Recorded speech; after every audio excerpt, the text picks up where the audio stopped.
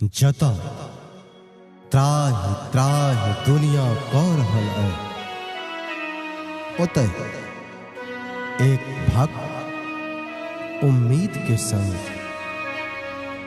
बाबा भोला के शरण में आए प्रार्थना कर रहल छै। सुनू की कर रहल छै प्रार्थना। ओ सब देवों में देव शिरोमणि भोलानाथ निराला, दीन दुखिया के दाता शंभु शंकर है मतवाला। भाई सच्चा मन सा प्रेम लगन सा बाबा के गुण गाओ, एक लोटा गंगा जल इनका चढ़ा को मन चाहा फल पाओ। हे बाबा भोलेदानी, आप बहुत भेल, अपन क्रोध के शांत करू और अपन दुनिया के संभारू, कोरोना से सबके उबारू।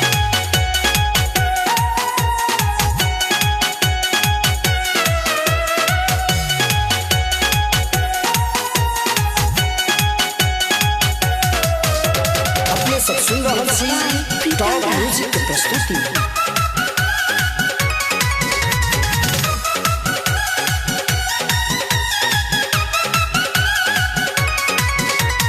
सावन में महिमा देखे यो बोल बम, सावन में महिमा देखे तिन, सावन में महिमा देखे तिन यो बोल बम, सावन में महिमा देखे तिन। कोरोना से बाबा बचे तिन यो बोल बम, सावन में महिमा देखे तिन, सावन में महिमा देखे तिन यो बोल बम, सावन में महिमा देखे तिन, सावन में महिमा देखे तिन यो बोल बम, सावन में महिमा देखे तिन। सावन में महिमा देखे तिन यो बोल बम, सावन में महिमा देखे तिन, सावन में महिमा देखे तिन यो बोल बम, सावन में महिमा देखे तिन।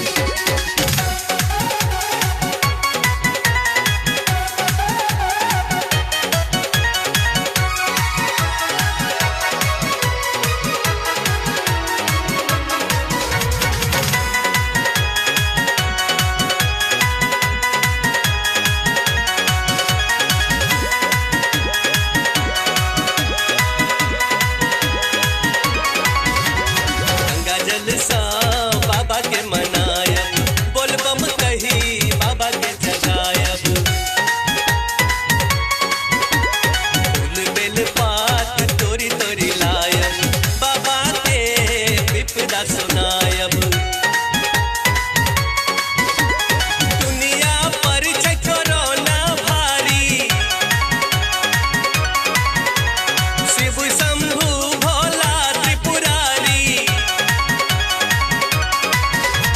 काल कोरोना भगे तिन यो बोल बम, काल कोरोना भगे तिन, काल कोरोना भगे तिन। सावन में महिमा देखे तिन यो बोल बम, सावन में महिमा देखे तिन।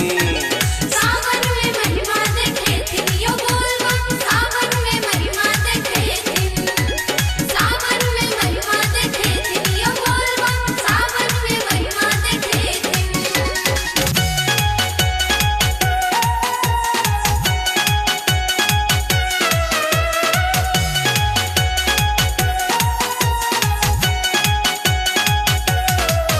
अपने सब सुन रहल छी टॉप म्यूजिक के प्रस्तुति।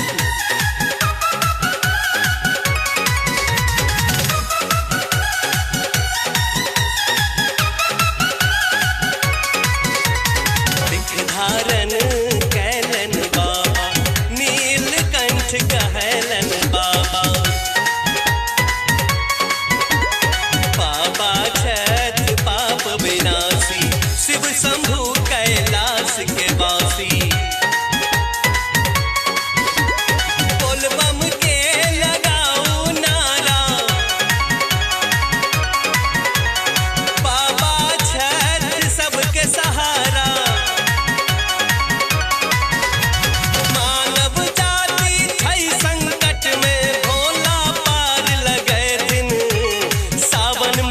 महिमा देखे थिन यो बोल बम सावन में महिमा देखे थिन सावन में महिमा देखे थिन यो बोल